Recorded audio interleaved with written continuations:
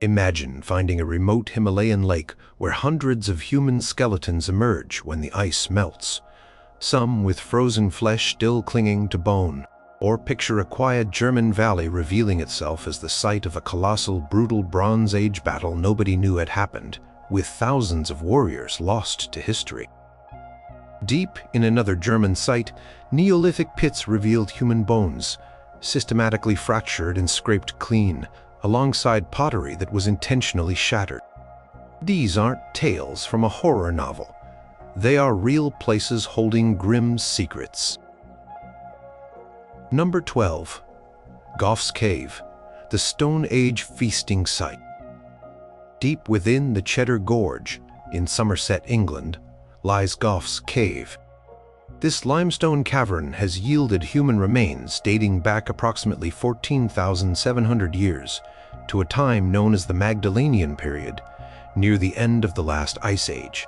The human bones discovered belong to at least 5 individuals: a young child around 3 years old, an adolescent, and at least 2 adults. One of these adults was older. These remains were not found as complete, articulated skeletons. Instead, they were scattered among animal bones. Many of the human bones from Gough's Cave show extensive cut marks made by flint tools. These marks are often found near joints, similar to marks left during the butchering of animals. Some bones also bear human tooth marks.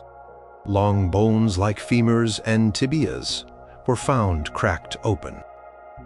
This is a method often used to extract nutrient-rich marrow.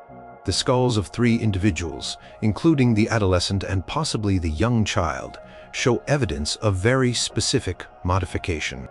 The facial bones were removed, and the cranial vaults, the part of the skull that houses the brain, were carefully shaped to form cups or bowls. The edges of these skull cups were smooth. Alongside the human remains, archaeologists found a vast quantity of animal bones, primarily from wild horses and red deer. These animal bones also show signs of butchery, marrow extraction, and some were fashioned into tools like awls and spear points. Flint tools, typical of the Magdalenian culture, were also abundant. Cave floor was littered with the debris of everyday life and what appears to be intensive processing of carcasses.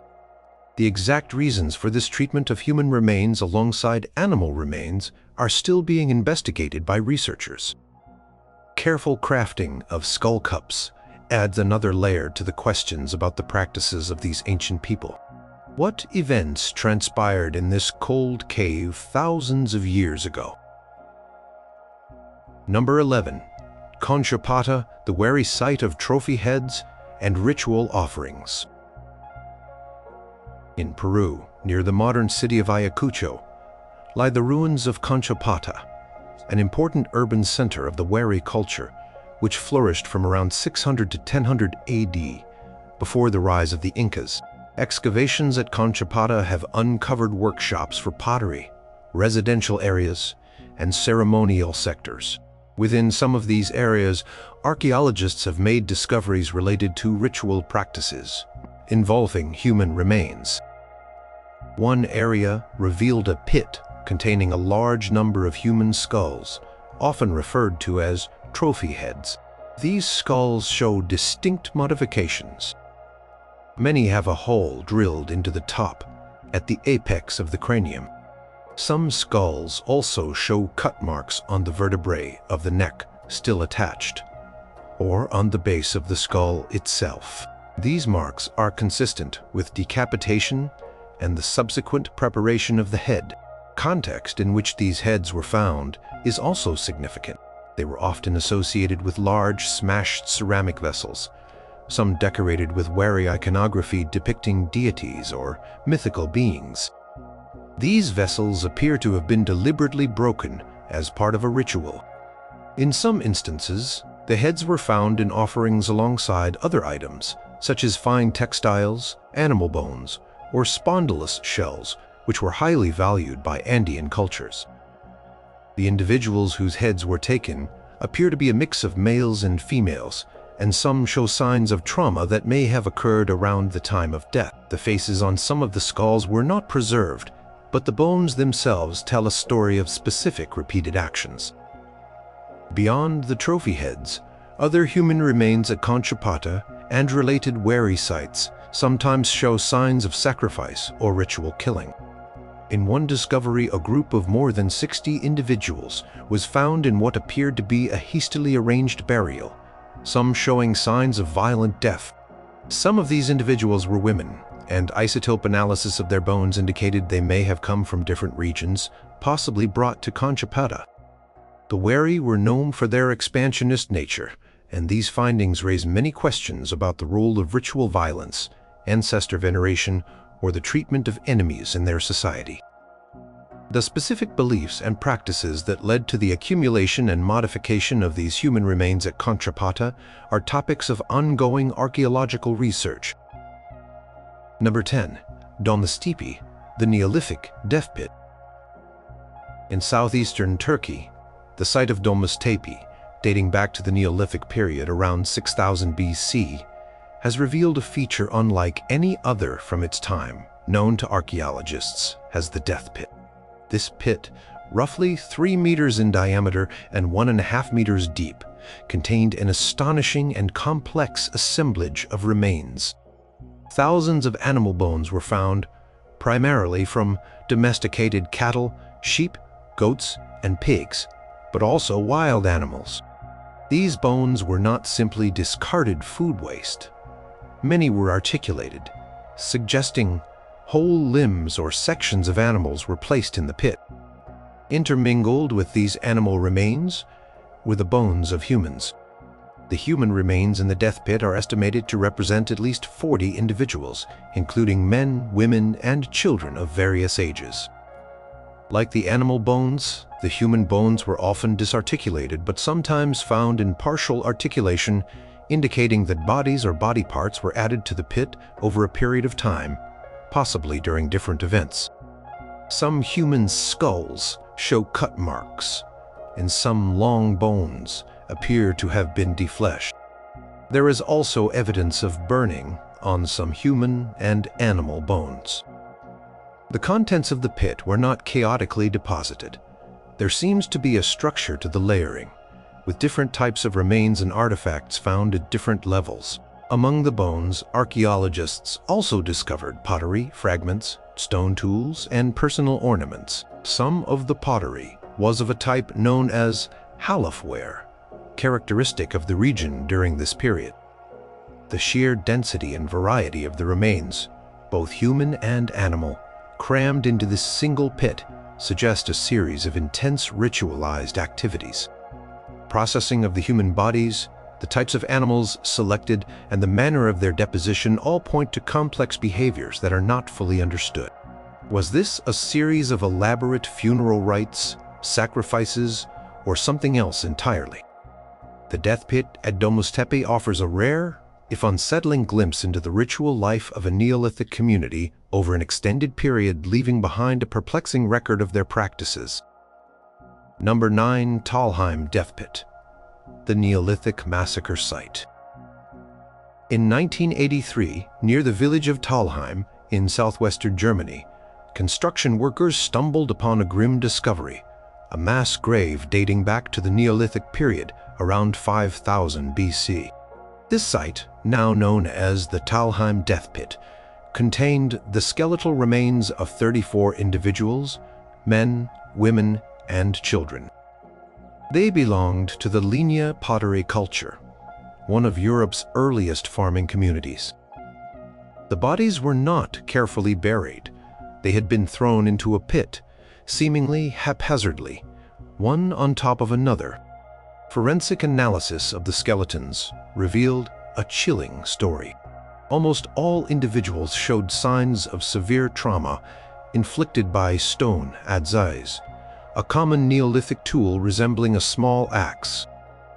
The injuries were predominantly to the back and sides of the skulls, suggesting the victims were struck from behind or while fleeing. There were no defensive wounds found on the arms or hands, which might indicate the attack was sudden and overwhelming, or that the victims were unable to defend themselves. The victims included 9 adult males, 7 adult females, and 16 children, ranging from infants to teenagers. Only 2 or 3 individuals showed no clear signs of fatal injury, and it's possible they died from other causes during the event or were killed in ways that left no skeletal marks. Notably, a few individuals had arrowheads embedded in their bones. The attackers seem to have specifically targeted this community. The settlement associated with these individuals has not been definitively located, but it was likely nearby. There was no evidence of ritualistic treatment of the bodies, such as dismemberment or special placement. It appears to be a straightforward, brutal extermination of an entire group. The reasons for such an attack remain a subject of study. Was it a dispute over land or resources? An act of warfare between rival groups or something else? Talheim Death Pit is one of the earliest known pieces of evidence for organized violence on a large scale in Neolithic Europe, offering a stark window into the darker aspects of prehistoric life. The identities of the attackers are unknown, and the specific trigger for this massacre is lost to time. Number 8. Pyramid of the Moon, Teotihuacan, the sacrificial burials. Teotihuacan, located in the basin of Mexico, was one of the largest and most influential cities in the ancient Americas, flourishing between 100 BC and 750 AD.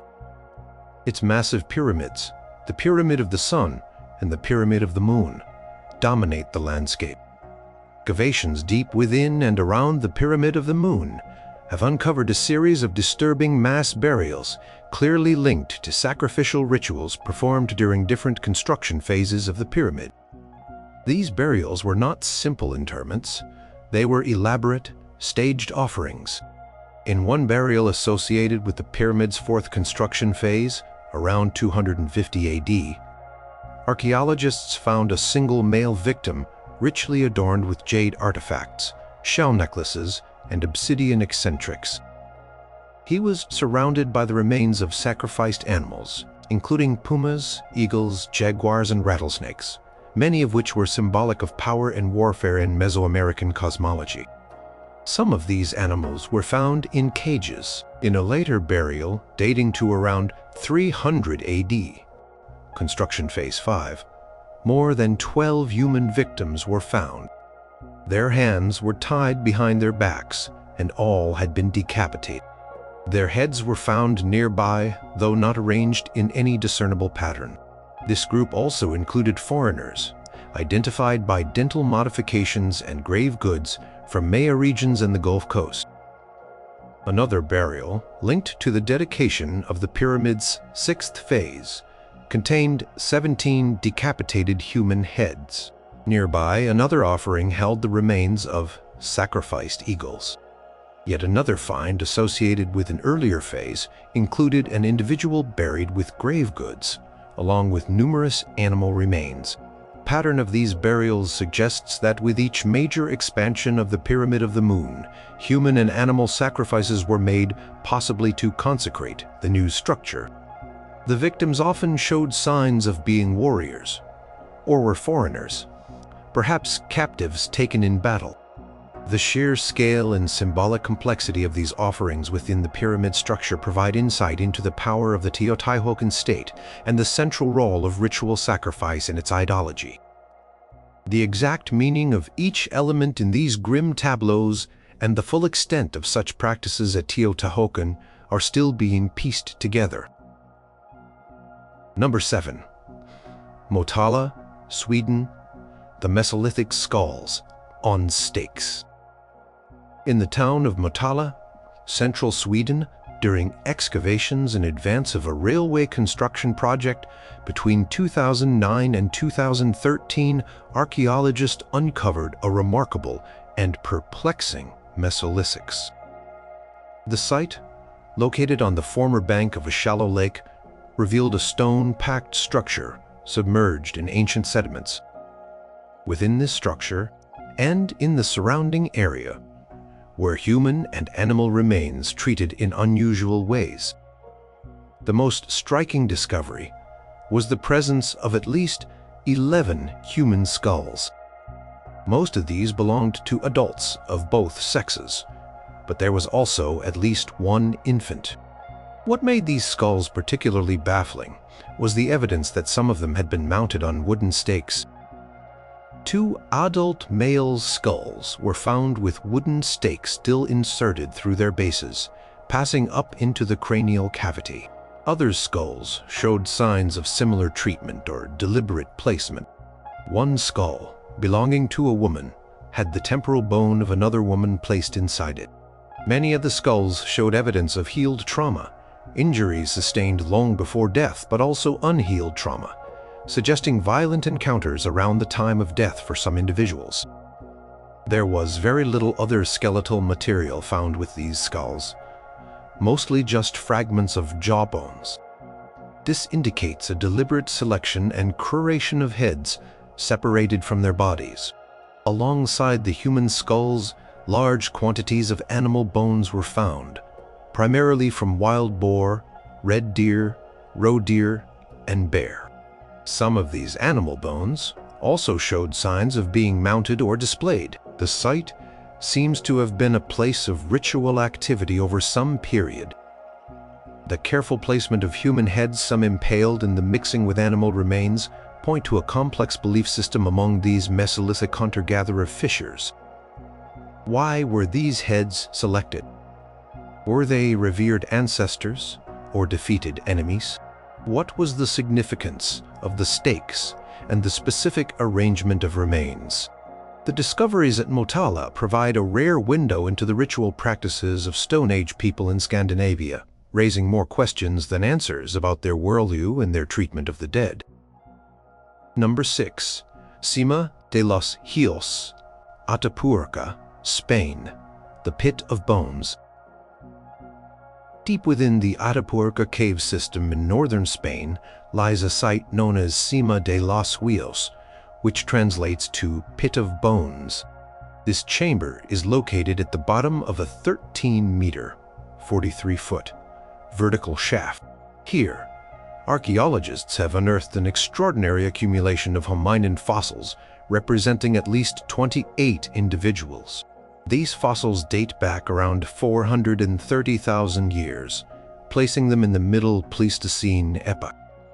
The hominins are classified as Homo heidelbergensis, considered by many to be ancestors of Neanderthals. This collection is the largest concentration of pre-Neanderthal human fossils ever found at a single site. The remains include males and females, adolescents, and adults. Most of the individuals were young adults or adolescents at the time of their death. Their bones are jumbled together, though some partial skeletons have been reconstructed. One of the great mysteries of Cima de los Huesos is how all these bodies ended up at the bottom of a dark, inaccessible shaft. There is no evidence of a dwelling site within the chamber itself, nor are there many animal bones or stone tools mixed in with the hominins, except for one very specific bucket, a single, carefully crafted hand axe made of reddish quartzite, nicknamed Excalibur. This tool is made from a type of stone not found in the immediate vicinity of the cave. Cause of death for most individuals is not apparent from their bones, though some skulls show evidence of trauma. One skull, cranium 17, has 2 distinct holes in the frontal bone above the left eye socket. Researchers have examined these lesions and noted they are consistent with puncture wounds inflicted by a sharp object in a face-to-face confrontation. The question is whether these injuries were fatal, and if they relate to how the individual ended up in the pit. Presence of so many individuals in one isolated location has led to much debate. Was this a natural trap where individuals accidentally fell, or was it a place where bodies were deliberately deposited by other hominins? The discovery of Excalibur, the single hand axe, has fueled speculation about possible symbolic behavior or ritualistic disposal of the dead, an act previously thought to be beyond the capabilities of such ancient hominins. Pit of Bones remains a profound enigma, offering clues but few definitive answers about the lives and deaths of our ancient relatives. Number 5. Sandby, Borg, Åland, Sweden, the Frozen in Time massacre. Sandby Borg is an ancient ring fort on the island of Åland, off the coast of Sweden. It dates to the migration period, around the 5th century AD. What archaeologists have been uncovering there since 2010 is not a typical settlement, but the scene of a brutal and sudden massacre. The inhabitants of Sandby Borg were killed, and their bodies were left where they fell, inside their houses and on the fort's laneways. The site was then abandoned and seemingly never touched again for 1,500 years, leaving a macabre snapshot of a violent event. Human remains have been found in several of the houses within the fort. These are not formal burials. Skeletons lie sprawled on floors, some in doorways as if trying to escape, others around hearths where they might have been gathered. The victims include men, women, and children of all ages, from infants to elderly individuals. Many of the skeletons show clear evidence of perimortem trauma, injuries inflicted at or around the time of death. These injuries were caused by sharp weapons like swords and axes, and blunt force trauma from clubs or similar implements. Some individuals were found with multiple severe injuries, often to the head and upper body. One older man was found fallen over a hearth, with signs of a fatal blow to his skull. In another house, a young child was found alongside an adult. Strangely valuable items were left behind. Archaeologists have found ornate jewelry, Roman glass beads, gold coins, and fine brooches scattered among the remains and debris. This suggests that looting was not the primary motive for the attack, or that the attackers left in a hurry. The doors to the houses were found closed from the outside, and the fort was sealed. No one returned to bury the dead or retrieve the valuables. Why this community was so violently annihilated and why the site was subsequently avoided are major unanswered questions. Who were the attackers? Was it an internal conflict, a raid by outsiders, or something else?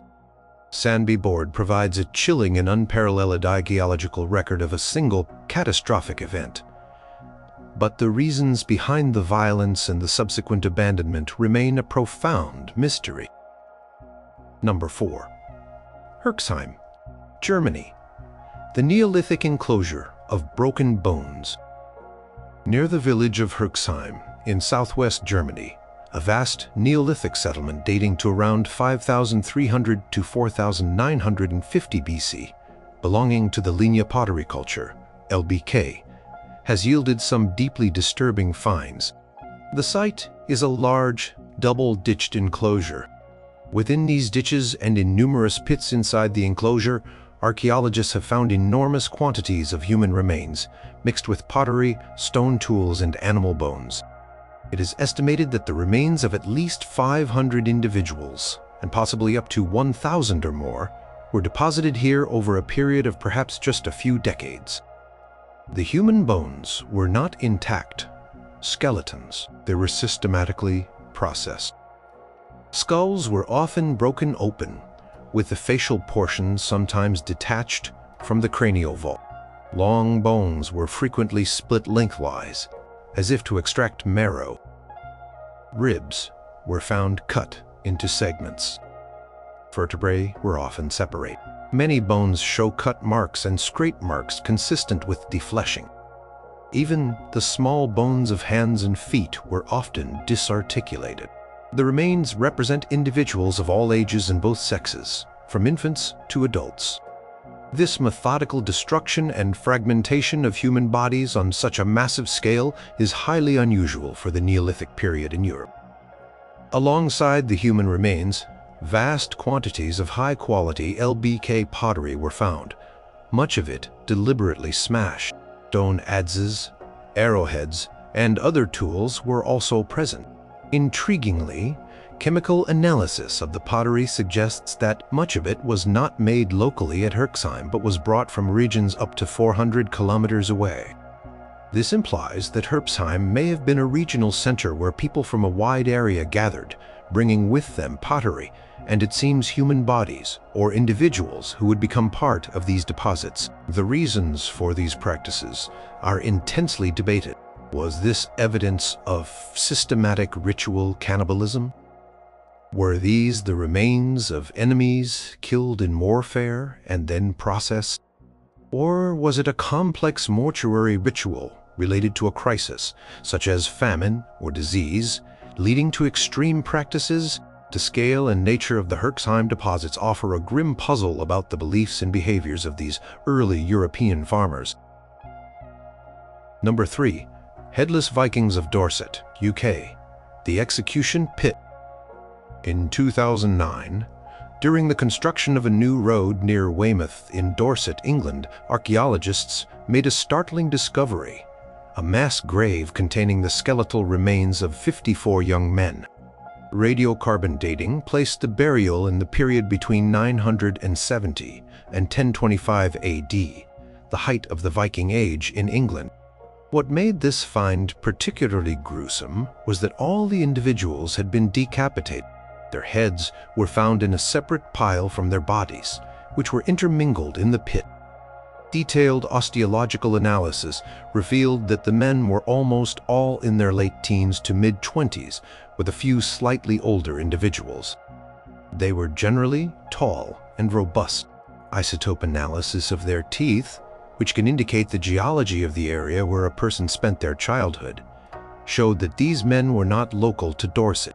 Instead, they came from various parts of Scandinavia, including Norway, Sweden, Denmark, and even Iceland or the Baltic region.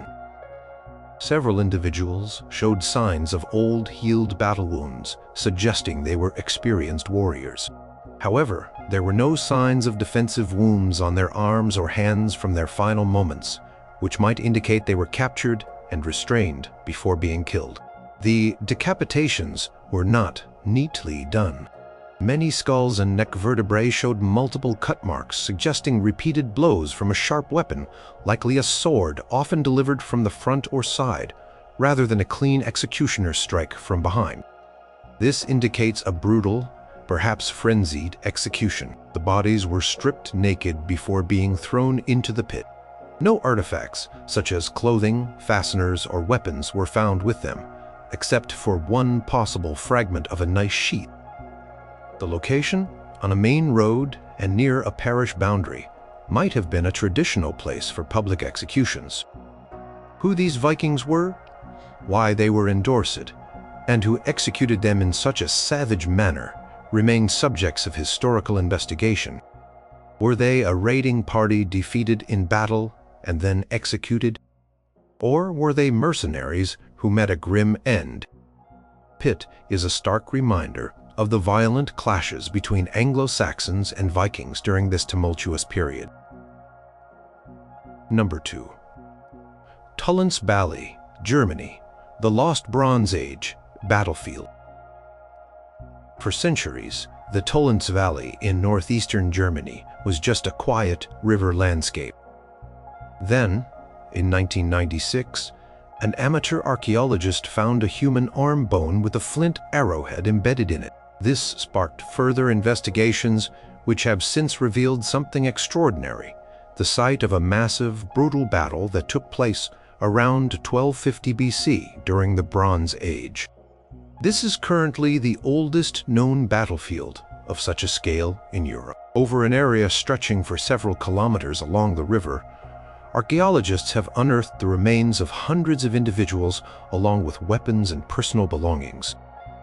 Estimates suggest that thousands of warriors may have been involved in the conflict. The human remains found so far belong overwhelmingly to young men, aged between 20 and 40. Their skeletons show clear evidence of combat trauma.